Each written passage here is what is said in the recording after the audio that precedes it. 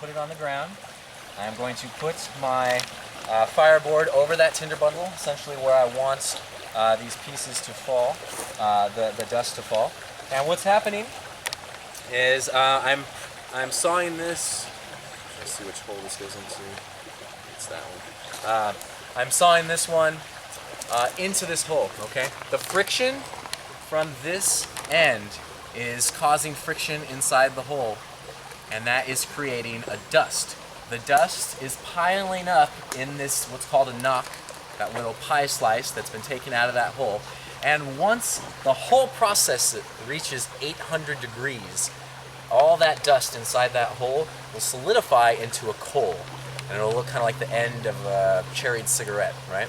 You'll take that coal, you'll gently knock it into the tinder bundles, and then we'll sandwich the tinder bundles together, and this is what I don't know if this is going to happen today, and then we'll blow that into a big flame. And these big tinder bundles will make quite a big flame as well. So at the very least, I'm just going to go over technique now for this process.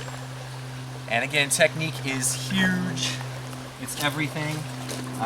You're going to have your left foot over the fireboard and very close.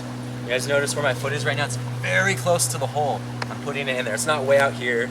It's not midway. It's very close. My foot is wet. That's not helping my tinder bundle. But so it's very, very close.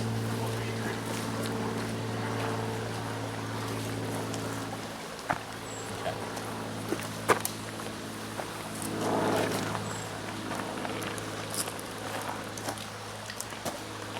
And so I'm going to place the foot on this area.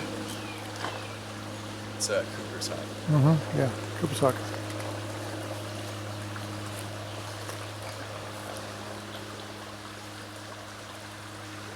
Make sure that this can breathe so that my dust and coal don't get suffocated and the airflow is adequate.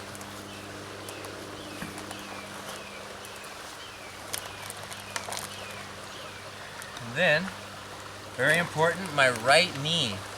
So important where you put that knee, because if I'm over here and if I'm sawing and my knee's right here, I'll just be hitting my knee the entire time. Yeah. So proper technique is to have this knee aligned up directly with your back heel. So parallel with that left heel. And then that leaves adequate space to saw back and forth. In addition, where am I going to put my handhold? That's another huge, huge technique aspect. This is a new handhold, so I want to feel the point of center, which I'll get to in a second. So where I put my hand is huge. I don't want to put this hand right over here like this, because if I'm sawing, I have nothing to brace this arm, and it's just going to be moving everywhere, and my spindle's going to eventually pop out. So what I'm going to do is I'm going to wrap this arm around this leg, and I'm going to brace it on my ankle, so I have a point. And this technique is huge. You will not be able to get a fire if your arm is on the right side of your left leg. Okay. Very important that you never confuse which end is which. There's always the fireboard end, and there is always the handhold end.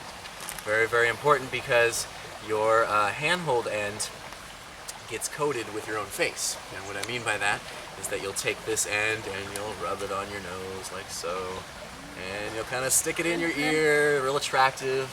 And the reason why I'm doing this is because these are really oily parts of the body, right?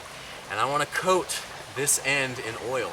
I don't want to have friction up here. I want the least amount of friction possible up here. All my friction I want down in the fireboard, between this end and the fireboard. So you'll get this end oily, and this end will be very smooth here. Very important not to use water. Water will cause this part of the wood to swell and expand and get stuck in here, and you'll hear these really obnoxious turkey calls. And no matter where you're at in the forest, everyone will know where you're at.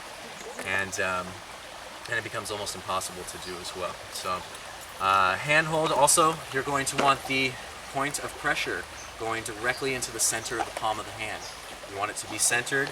That's a huge aspect. If it's off-centered, the spindle is going to be popping out to the left or to the right, or in front or behind you. Okay.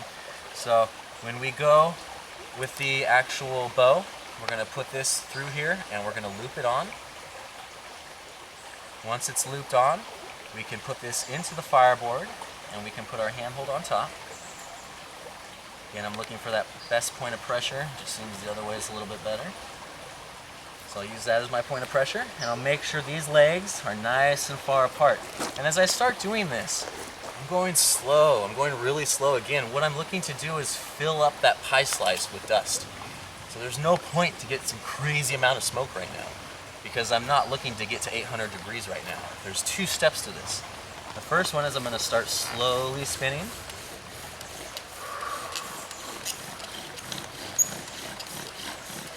And as I increase, like I'm starting to get smoke now,